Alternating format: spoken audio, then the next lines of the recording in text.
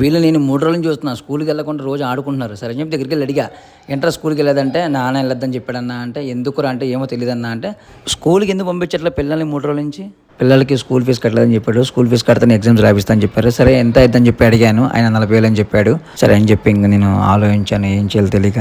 చిన్న పిల్లలకి చాక్లెట్స్ చాలా ఇష్టం, అయితే వాళ్ళకి సర్ప్రైజ్ చేద్దాం అని చెప్పి చాక్లెట్స్లోనే వాళ్ళకి ఒక డబ్బులు పెట్టాను వాళ్ళ స్కూల్ ఫీజు కోసం. వాళ్ళు చాలా హ్యాపీగా ఫీల్ అయ్యారు.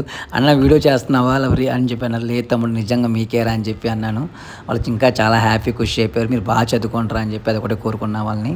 ఇంతకీ వీళ్ళు ఎవరో కాదు, మా బిల్డింగ్ కింద సెక్యూరిటీ పిల్లలు. వీళ్ళు మొత్తం 2 ఆడపిల్లలు, ఒక అబ్బాయి. నిజంగా ఫ్రెండ్స్ వీళ్ళు చిన్నపిల్లలు నాకు చాలా బాగా సపోర్ట్ చేస్తారు. అన్న రా అన్న వీడియో చేద్దాం రా అన్నారా. నా వీడియోస్లో మీరు చాలాసార్లు చూసుంటారు, అరే వీళ్ళు నా కోసం ఎంత చేశారు, వీళ్ళ కోసం నేను చేయలేనని చెప్పి. మన బిల్డింగ్ కింద చాలా మంది సెక్యూరిటీలు ఉంటారు, దయచేసి వాళ్ళకి ఇలా హెల్ప్ చేయండి.